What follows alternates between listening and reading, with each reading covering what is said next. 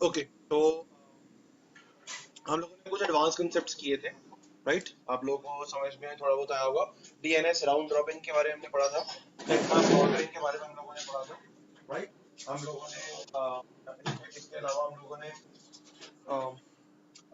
Find services के बारे में पढ़ा था, ठीक है? हम लोगों ने कुछ अदर ऑप्शंस देखे थे आपके डीएनएस में, ठीक है? एसओए रिकॉर्ड के बारे में हमने पढ़ा था कि आपका एसओए मतलब स्टार्ट ऑफ अथॉरिटी रिकॉर्ड्स, जिसके अंदर क्या मेंशन होता है कि आपके हर 15 मिनट्स बाद आपके रिकॉर्ड्स होते हैं डीएनएस के, वो रिफ्रेश होंगे।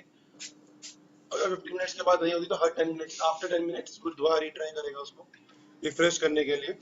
एक दिन के बाद एक्सपायर हो जाते हैं रिकॉर्ड्स। मान लो अगर कोई रिकॉर्ड इसकी अपडेट एक दिन तक नहीं आई है विद इन 24 आवर्स, तो आपकी 24 आफ्टर 24 आवर्स कह सकते हो।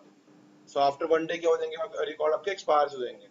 अगर आप चाहते हो कि आपको एक्सपायर रिकॉर्ड्स को मेंटेन करना है, जिनको हम स्टेल रिकॉर्ड्स बोलते हैं, तो हम स्कैवेंज का यूज करेंगे। स्कैवेंजिंग, एजिंग एंड स्कैवेंजिंग के बारे में हमने बात करी थी, राइट?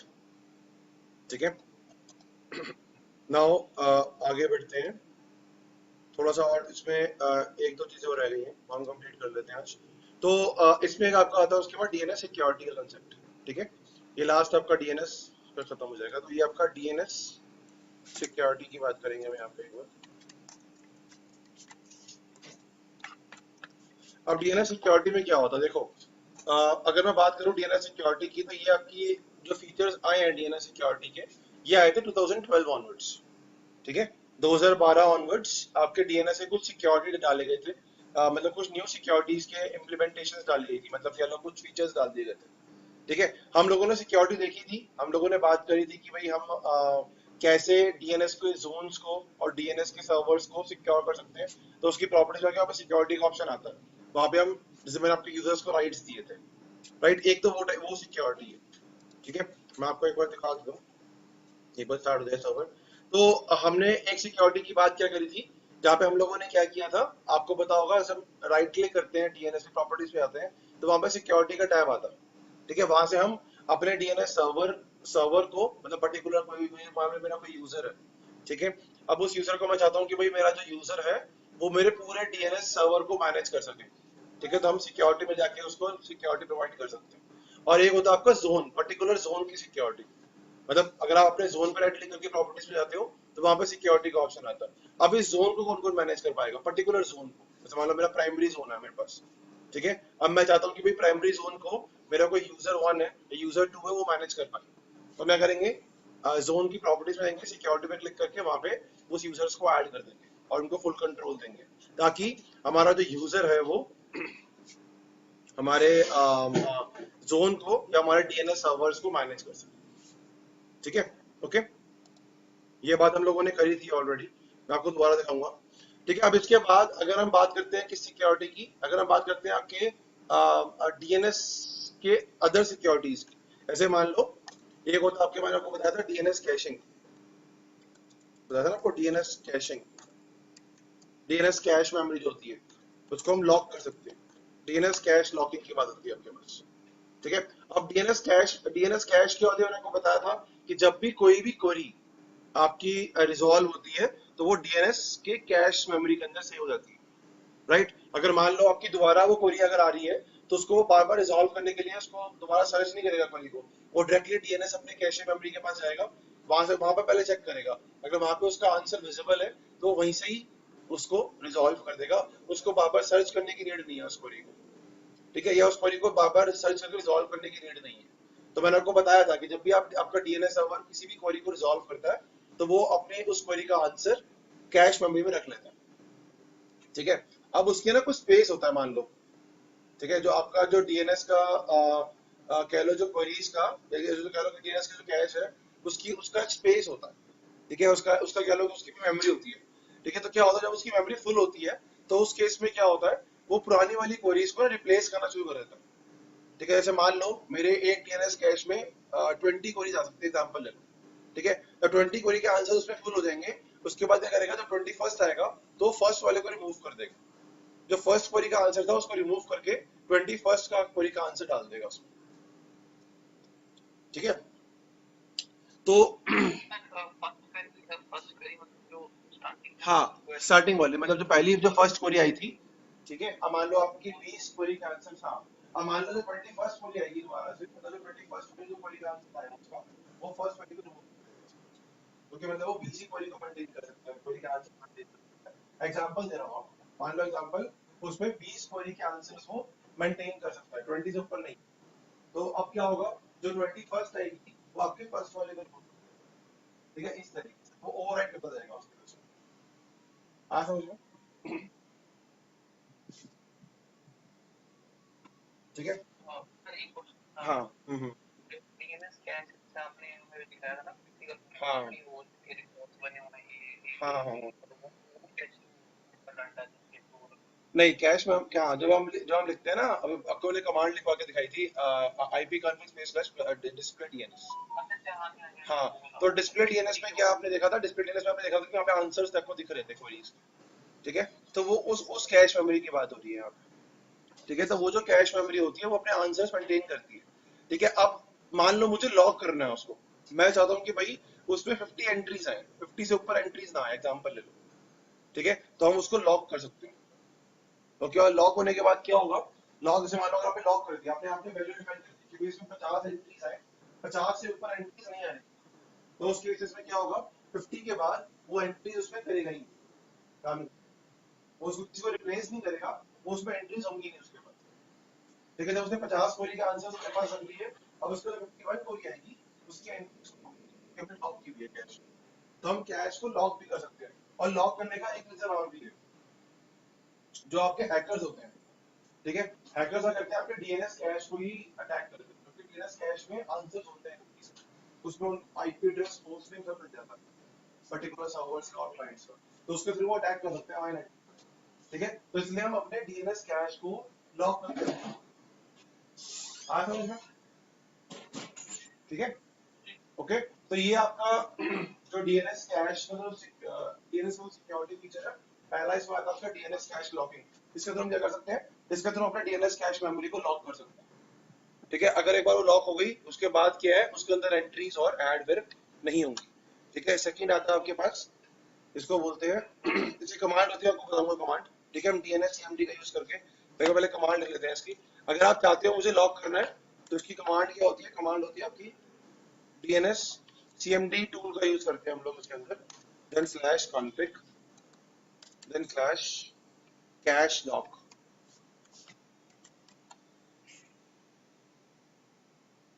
अच्छा, अभी परसेंटेज में काम करती है, ध्यान रखना। मैं एंट्रीज की बात कर रहा था, एंट्रीज एक अलग कंसेप्ट है, इसमें आपका परसेंटेज होता है। मान लो मैंने 50% के बाद अपने डीएनएस को कैश को लॉक कर दिया, ठीक है, परसेंटेज, परसेंट, ठीक है। अब इसके बाद आपको परसेंटेज डिफाइन करनी पड़ेगी यहाँ पे आप परसेंटेज डिफाइन कर दो, जैसे मान लो मैंने यहाँ पे डिफाइन कर दी 50%, तो क्या होगा, आफ्टर 50% मतलब 50% के बाद क्या होगा, आपकी डीएनएस, तो मान लो आपकी डीएनएस की मेमोरी, मान लो आपकी 32 MB की मेमोरी है, यहाँ पर 32 MB की डीएनएस कैश, ठीक है। अब 32 में से 16 MB कॉपी फिल हो जाएगी, तो उसके बाद वो क्या कर देगा, डीएनएस कैश को लॉक कर देगा, इस तरीके से। तो अब यहाँ पे परसेंटेज बताते हैं, एंट्रीज नहीं बताते, परसेंटेज बताते हैं कि हमने कितने परसेंट मेमोरी फिल होने के बाद अपनी डीएनएस को, अपनी डीएनएस कैश को लॉक करना है, ठीक है। 20% के बाद, 50 के बाद, 80 के बाद आपने अकॉर्डिंगली कर सकते हो इसमें, मतलब परसेंटेज डिफाइन करके बिटवीन 1 to 100, ठीक है। तो अब यहाँ पे आप डिफाइन कर सकते हो, तो हम वहाँ पे वो मैं क्वेरीज की बात नहीं, मतलब नंबर ऑफ क्वेरीज नहीं, नंबर ऑफ परसेंट हम डिफाइन कर सकते हैं, जो इसका स्टोरेज का होगा अमाउंट, उसकी परसेंटेज के हिसाब से, ठीक है। तो जैसे मान लो अगर मैं 50% कर दिया, तो क्या होगा, आपकी 32, मान लो 32 MB की इसकी कैश है, तो वो 16 MB तक ही फिल करेगा, 16 MB ऐसी हो जाएगी फुल, क्या करेगा वो, उस मेमोरी को लॉक कर देगा, उसके बाद उसमें कोई एंट्री ऐड नहीं होगी, ठीक है ना। उसके बाद आता है आपके पास, ये होता है आपके पास DNS pocket socket, DNS socket, ठीक है।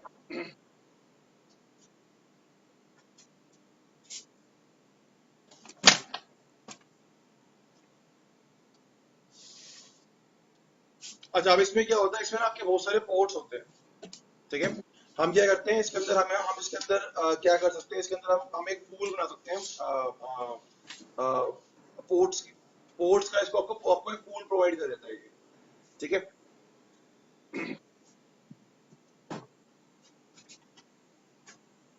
अब इसमें इसमें फायदा क्या होता है हमारे पास, अब मतलब जैसे मान लो आपको डीएनएस का तो पोर्ट नंबर होता है 53 होता है बाय डिफॉल्ट, ठीक है। तो अगर आपका डीएनएस क्वेरी को कोई भी रिजॉल्व करेगा तो किस किस पोर्ट पे काम करेगा, 53 पे काम करेगा, ठीक है। अब 53 में क्या होता है कि भाई वो एक ही पोर्ट पे काम कर रहा है, ठीक है। तो अगर मान लो उसको बहुत सारी क्वेरीज एक बार में रिजॉल्व करनी है, ठीक है, तो हम क्या करते हैं, उसको मल्टीपल पोर्ट्स का एक पूल बना देते हैं, ठीक है। तो जो सॉकेट पूल होता है इसमें क्या होता है, आपके रैंडम पोर्ट्स होते हैं, जैसे मान लो इसमें तो बाय डिफॉल्ट नहीं होती है, वो होती है आपकी मतलब जीरो से लेके, या कह लो जीरो से लेके 10,000, इतने हम पोर्ट उसमें ऐड कर सकते हैं, ठीक है।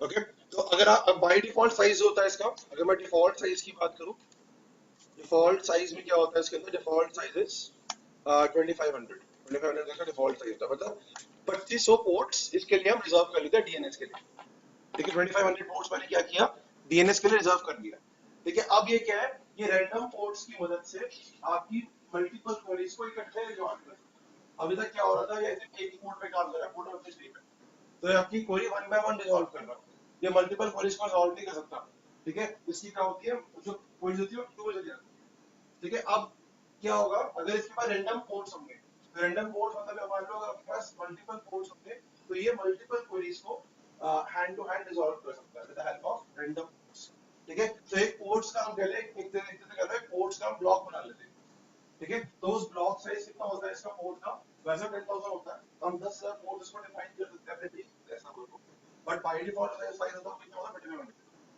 मतलब बाय डिफॉल्ट आपके 2500 पोर्ट्स हम डिफाइन कर सकते हैं अपने डीएनएस। अब क्या होगा, वो उन पोर्ट्स का यूज करके रैंडमली अपने आप रैंडमली पोर्ट्स का यूज कर लेगा, और देन हम मल्टीपल क्वेरीज को इकट्ठा रिजॉल्व कर सकते हैं। अब ये जो पोर्ट्स नंबर होते हैं, ये होते हैं 50,000 के बाद जो यूज होते हैं, ठीक है।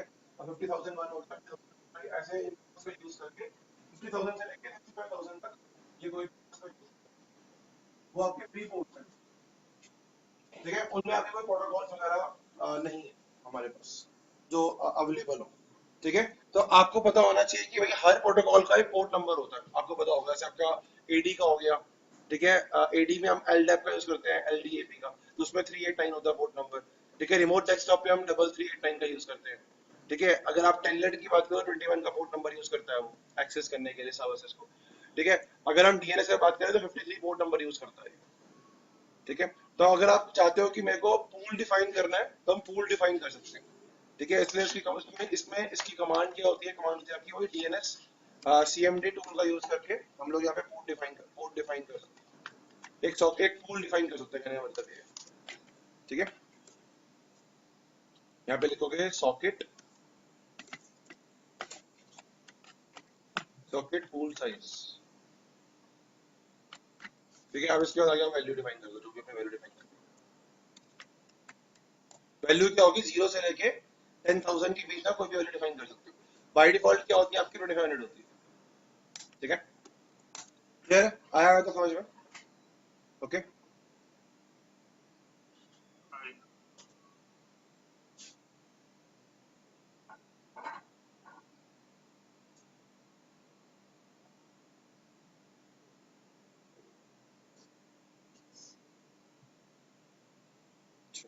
अब इसका एक होता है आपके पास डीएनएस, डीएनएस सेक होता है आपके पास, डीएनएस सेक, ठीक है। ये आपको इसका ये आपका इसको बोलते हैं डीएनएस सिक्योरिटी एक तरह से, ठीक है। डीएनएस सेक जो होता है आपका, अब डीएनएस सेक का मेनली काम क्या होता है, ये काम होता है आपका, इसका मेनली काम होता है आपके रिकॉर्ड्स को और जोन्स को, ठीक है, एनक्रिप्ट करना with the help of encryption, encryption के बेसिस पे ये आपके जोन्स को रिकॉर्ड्स को प्रोटेक्ट करता है, ठीक है। अब जैसे क्या होता है, जैसे मान लो अगर मैं डीएनएस को ओपन करूं एक बार, ठीक है, जैसे अगर मैं आपको दिखाता हूँ, जैसे यहाँ पे देखो, देखो ये हमारा सर्वर है, स्टार्ट हो गया, इसको लॉगिन कर लेते हैं। देखो अगर मैं यहाँ पे डीएनएस को ओपन करूँ एक बार, तो मुझे जो रिकॉर्ड्स हैं वो सारे ऐसे ही अवेलेबल होते हैं, ठीक है। ऐसे अगर मैं यहाँ पे आता हूँ, स्टार्ट पे, विंडोज टूल्स पे आऊँ, एडमिन टूल्स पे, यहाँ पे डीएनएस पे क्लिक करूँ, तो यहाँ पे देखो यहाँ मुझे मेरा रिकॉर्ड दिखा रहा है, और ये मेरा सॉरी जोन है, जोन के अंदर देखो मेरे को रिकॉर्ड्स दिख रहे हैं, मेरे क्लाइंट का नाम क्या है, उसका आईपी एड्रेस क्या है, मेरे मेंबर सर्वर का नाम क्या है, उसका आईपी एड्रेस क्या है, मेरे पीडीसी का नाम क्या है, उसका आईपी एड्रेस क्या है। तो ये गलत है। मान लो कल को कोई अनऑथराइज्ड बंदा आपके डीएनएस को एक्सेस कर ले, और उसको क्या दिखेगा, उसको सारे रिकॉर्ड दिख जाएंगे आपके कि भाई किस पर्टिकुलर सर्वर का क्या आईपी एड्रेस है, किस पर्टिकुलर क्लाइंट का क्या आईपी एड्रेस है। ठीक है, अगर मैं चाहता हूँ कि मुझे इन पे सिक्योरिटी इंप्लीमेंट करनी है, मैं चाहता हूँ कि भाई मेरा जो जोन है और जो मेरे रिकॉर्ड्स है जोन के अंदर वो क्या हो, एनक्रिप्टेड रहे, ताकि अगर कोई ओपन भी कर पाए तो उनको शो ना हो, मतलब एनक्रिप्टेड फॉर्मेट पे रहे। ठीक है, इसमें क्या हो कि भाई आपका जो आपका ये एनक्रिप्शन का यूज कर लेते हैं, ये जो एनक्रिप्शन यूज करता है ये ना, इसमें मतलब जो क्रिप्टोग्राफी होती है बहुत ज्यादा हाई कॉम्प्लेक्स क्रिप्टोग्राफी यूज करती है, ताकि क्या हो कि आपको मतलब नाम विजिबल ही ना हो, या विजिबल हो भी तो कुछ अलग से ही नाम दिखाएगा आपको। ठीक है, तो वो कह लो क्रिप्टोग्राफी के बेसिस पे ये लोग एनक्रिप्शन मेथड हम यहाँ पे यूज कर सकते हैं। तो with the help of encryption method ये करता है आपका आपके जोन को और आपके रिकॉर्ड्स को सिक्योर कर देता है, ताकि क्या हो कि भाई आपका जो रिकॉर्ड्स है, ठीक है, वो मतलब कोई हर कोई उसको इजीली देख ना पाए। ठीक है, इसके अंदर आपके पास दो चीजें हुई होती हैं, ये ध्यान रखना। एक तो ये की पे काम करता है, ठीक है, एक तो इसके अंदर होते हैं आपके कुछ कंपोनेंट्स होते हैं इसके अंदर, मैं आपको बताया था, देखो इसमें आपकी दो चीजें होती हैं, दो से तीन चीजें। पहला आपका होता है इसके अंदर, इसको हम बोलते हैं डीएनएस, डीएनएस एक कंपोनेंट। ठीक है, इसके अंदर एक होता है आपके पास डीएनएस की, डीएनएस की के नाम से एक आपकी की होती है।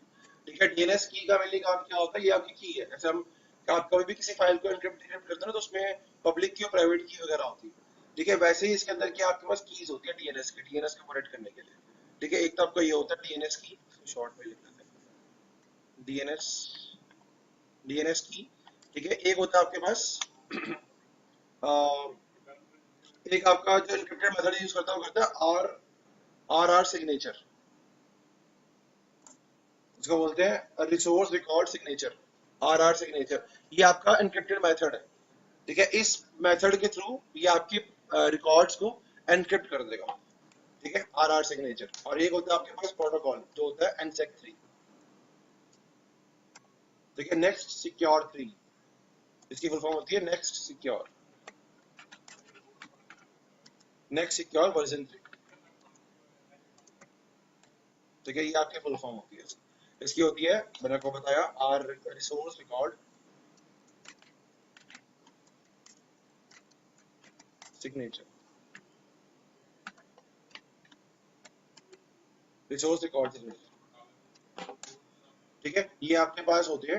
तो इन तीन तीन चीजों के बेसिस पे तो आपके दो प्रोटोकॉल होते हैं, एक होता है आपका नेक्सेक 3, एक होता है आपका नेक्सेक ओनली। तो हम नेक्सेक 3 यूज करते हैं, नेक्सेक आपका वर्जन 1 है, हम इसका यूज नहीं करते। ठीक है, एक नेक्सेक होता है, इसको बोलते हैं सिंपल नेक्स्ट सिक्योर,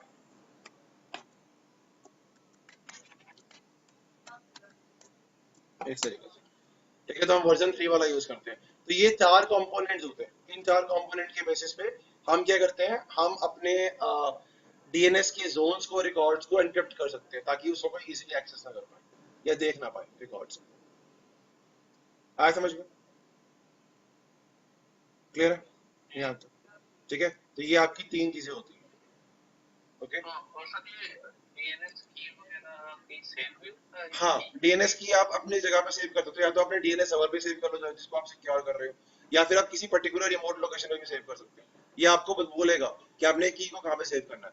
ऐसे आपने ड्राइव को एनक्रिप्ट करते हो ना बिट लॉकर के थ्रू, तो हमने बिट लॉकर यूज किया है, तो बिट लॉकर यूज करें जब आप ड्राइव को एनक्रिप्ट करते हैं, तो उसमें क्या है ना, आपकी की होती है, तो की आप कहीं भी सिक्योर सेव कर सकते हो। आपने अपने नोटपैड में करनी है, या किसी पर्टिकुलर ड्राइव पे करनी है, या किसी पर्टिकुलर रिमोट लोकेशन पे करनी है, या अपनी पेन ड्राइव में करनी है, वैसी कीज में इसके अंदर होती है। ठीक है, हाँ जी, क्या हुआ वेट,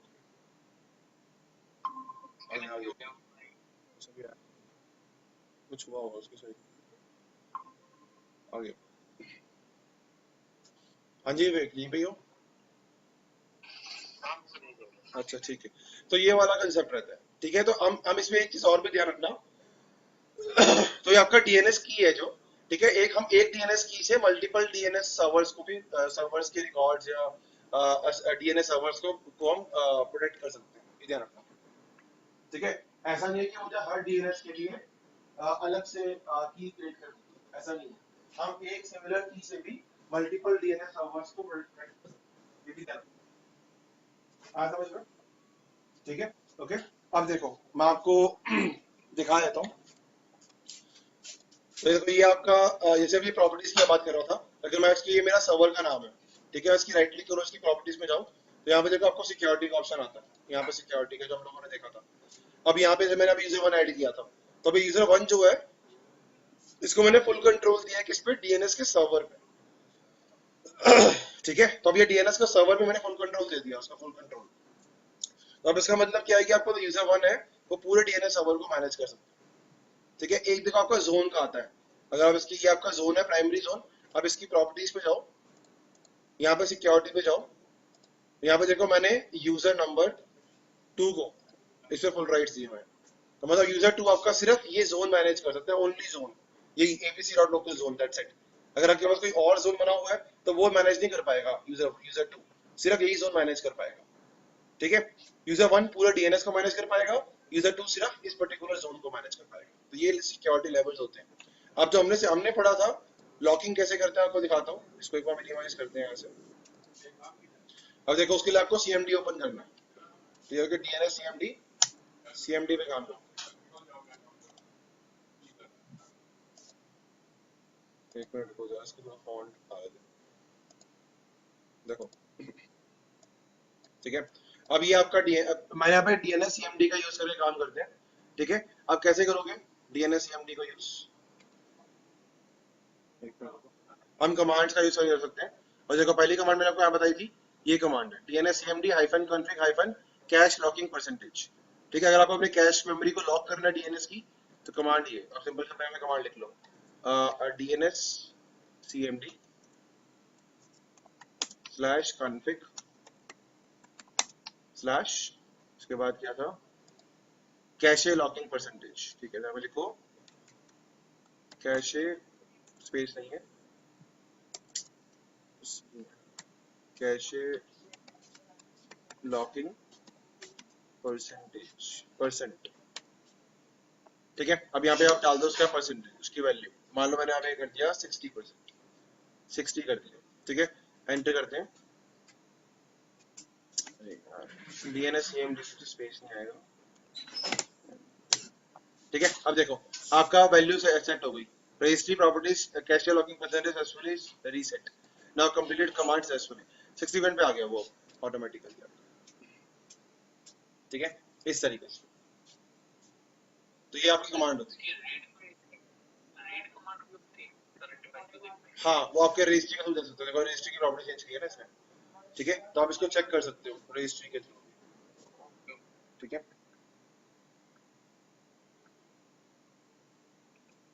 एक मिनट को चेक कर लेते हैं।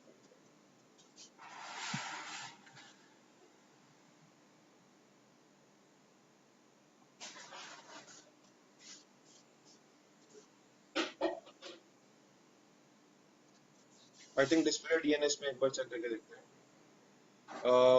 डिस्प्ले डीएनएस में शो नहीं करेगा,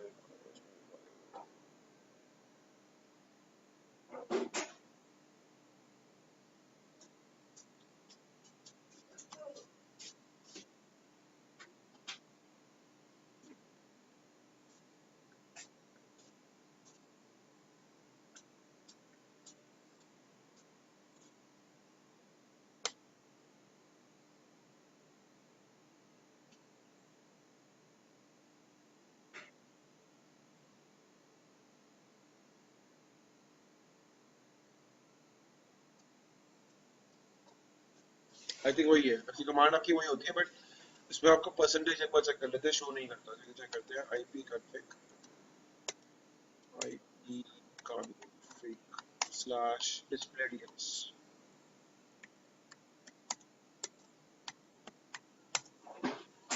हाँ इसमें परसेंटेज आपको शो नहीं कर रहा, राइट, नहीं परसेंटेज शो नहीं कर रहा, ओके। तो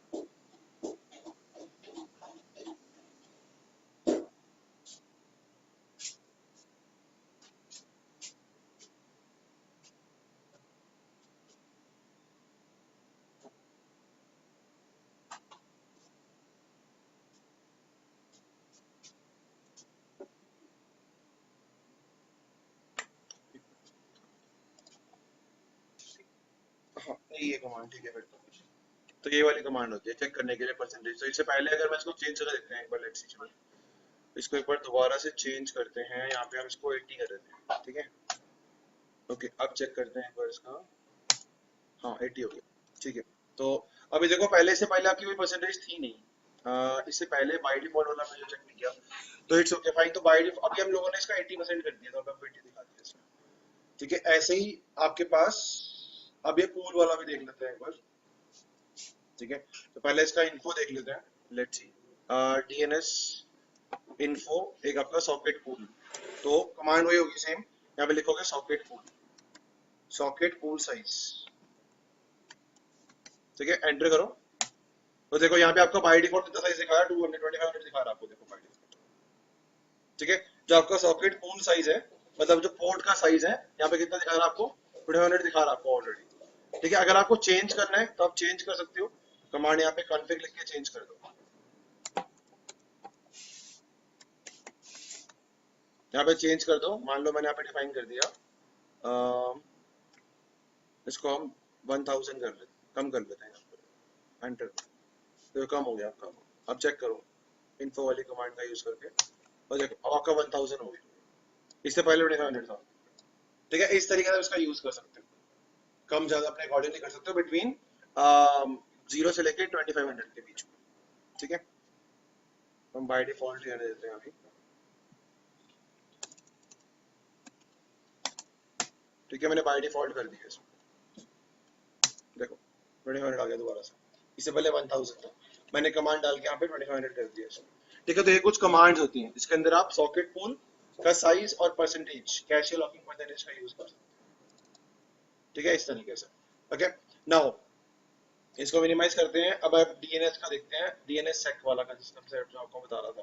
तो जैसे राइट क्लिक करोगे अपने अपने इस पे, एंड देन जोन पे, यहाँ पे देखो आपको डीएनएस सेक का ऑप्शन आ रहा है, ठीक है, डीएनएस सिक्योरिटी, साइन इन कर दो यहाँ पे, sign in the zone, sign the zone. अभी आपका डीएनएस सिक्योरिटी एक्सटेंशंस ये आपका शुरू हो गया।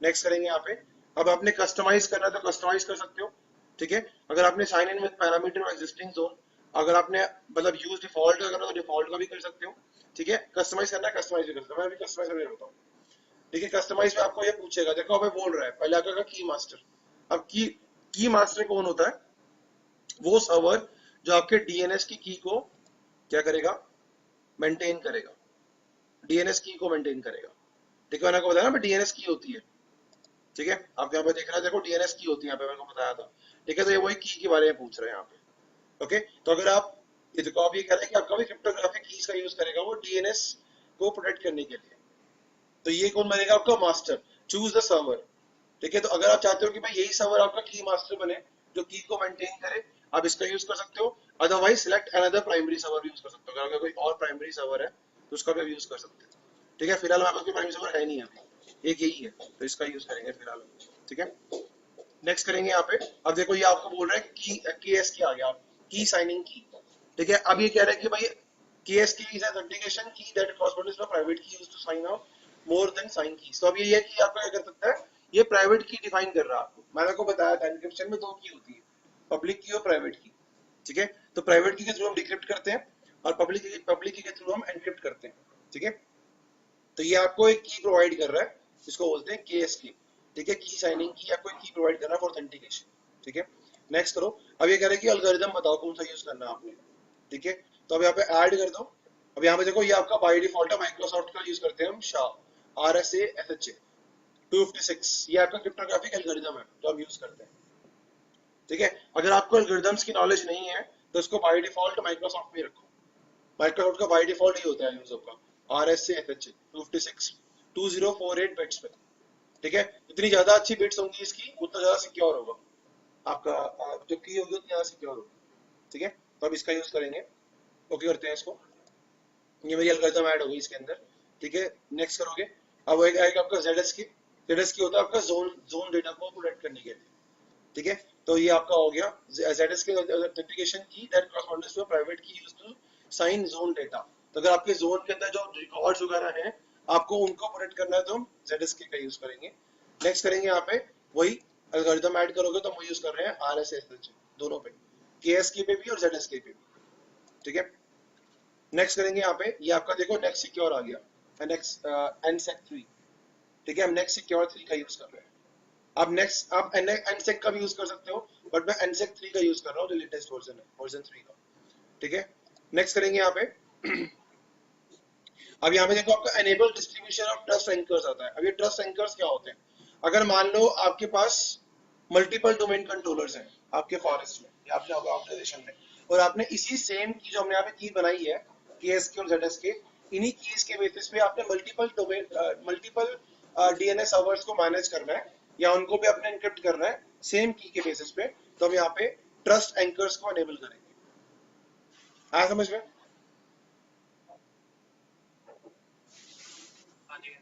ठीक है। अगर आपके पास मान लो डोमेन कंट्रोलर्स के अंदर आपके मान लो आपके पास मल्टीपल DNS सर्वर्स और हैं जो डोमेन कंट्रोलर्स के अंदर मिलकर काम कर रहे हैं, ठीक है। और आप चाहते हो कि मेरे को इन की के बेसिस पे जो मैंने यहाँ पे कीज बनाई है उसके बेसिस पे मेरे को मल्टीपल और अदर मैं DNS सर्वर्स भी मैनेज कर पाऊँ, ठीक है, अपने फॉरेस्ट के अंदर या अपने ऑर्गेनाइजेशन के अंदर, तो मैं इसका यूज कर सकता हूँ। तो हम इसको एनेबल कर सकते हैं यहाँ से सिंपल, ठीक है। यहाँ पे नेक्स्ट करोगे उसके बाद ये आपका आ गया देखो, हमने इसका DS रिकॉर्ड्स बनेंगे आपके, एल्गोरिथम हम यूज कर रहे हैं SHA वाला, ठीक है। और इसका टाइम टू लिव वगैरह जो भी आपको दिखा रहा है। नाउ नेक्स्ट करेंगे यहाँ पे और नेक्स्ट कर देंगे। तो देखो ये आपका क्या कर रहा है, साइन कर रहा है जोन को, फिनिश। अब इसको एक बार रिफ्रेश कर दो ऊपर से, यहाँ पे राइट क्लिक करो, यहाँ पे देखो रिफ्रेश का ऑप्शन आ गया, यहाँ पे देखो एक लॉक का ऑप्शन आ गया, लॉक दिख रहा है आपको ऊपर एक बना हुआ, ठीक है। और यहाँ पे देखो आपके रिकॉर्ड्स कैसे आ गए, आपको पता ही चलेगा अभी कौन से रिकॉर्ड्स है। देखो ये देखो RNR सिग्नेचर के बेसिस पे। अब इसको आप क्लिक करोगे, हाँ अब इसको आप इसकी प्रॉपर्टीज में चेक करोगे एक बार, तो देखो ये आपको रिकॉर्ड का नाम ही नहीं बता रहा, आपके होस्ट का नाम क्या ही है, एनक्रिप्टेड कर दिया इसने, FQDN का भी नाम को एनक्रिप्टेड कर दिया इसने, ठीक है। और यहाँ पे देखो आपके पास यहाँ पे कोई आपको IP एड्रेस वगैरह कुछ नहीं दिखा रहा यहाँ पे, ठीक है। तो इस तरीके से आपके आपके रिकॉर्ड्स को एनक्रिप्ट कर देगा इस तरीके से, ठीक है। तो ये देखो यहाँ पे आपका DNS की का यूज किया इसने, RNR सिग्नेचर का यूज किया और नेक्स्ट सिक्योर 3 का यूज करके, पैरामीटर्स का यूज करके इसने क्या किया, आपके मल्टीपल कॉपीज बना दी है रिकॉर्ड्स, ठीक है। अभी देखो मेरे को यहाँ पे ओरिजिनल भी दिख रहे हैं। अब ओरिजिनल मुझे क्यों दिख रहे हैं यहाँ पे, क्योंकि मेरे को यहाँ पे राइट्स है, मैं अभी एज एडमिनिस्ट्रेटर ओपन करके बैठा हूँ, ठीक है। अगर आप मान लो एज यूजर ओपन करके बैठोगे तो आपको ओरिजिनल रिकॉर्ड्स यहाँ पे शो नहीं करेंगे, ठीक है। मेरे को इस पर्टिकुलर सर्वर पे राइट्स है, इसलिए मुझे यहाँ पे मतलब मेरे को नॉर्मल रिकॉर्ड्स भी मेरे को शो कर रहा है यहाँ पे, ठीक है। अब अगर आप चाहते हो कि मुझे इसको हटाना है, डिसेबल करना है इसको मान लो, ठीक है, तो क्या करेंगे, यहाँ पे राइट क्लिक करो, यहाँ ऑप्शन आएगा यहाँ पे DNS चेक, इसको कर दोगे अनसाइन जोन, अनसाइन करके डिसेबल हो जाएगा। इसकी प्रॉपर्टीज में पहले चेक करो, जो देखो हमने किया था की मास्टर कौन है, KSK की कौन सी एल्गोरिथम आपने यूज की हुई है, ZSK की कौन सी एल्गोरिथम यूज करी हुई है, ठीक है। नेक्स्ट सिक्योर हमने NSEC 3 यूज किया हुआ है, ट्रस्ट एंकर हमने एनेबल किया हुआ है, और ये इसकी एडवांस की जो आपके रिकॉर्ड्स बने हैं DS, ठीक है। तो ये इन्फॉर्मेशन आपके पास, अब इसको चेंज कर सकते हो, अगर आप एल्गोरिथम चेंज करना कर सकते हो, एडिट करो इसको, यहाँ पे एल्गोरिथम चेंज कर सकते हो अपने अकॉर्डिंग, ठीक है। अब मान लो मेरे को इसको अनसाइन करना है, तो मैं इसको यहाँ पे राइट क्लिक करूंगा, अनसाइन कर दो DNS सेक को, अनसाइन द जोन, नेक्स्ट करो और फिनिश कर दो। देखो इसको एक बार रिफ्रेश कर दो, आपका जोन अनसाइन हो, अब एज इट इज वापस आ गए जैसे आप थे, ठीक है। इसको बोलते हैं DNS। आ समझ में? क्लियर है? तो ये आपका डीएनएस का पार्ट है जो हम लोगों ने पढ़ लिया अभी तक, ठीक है।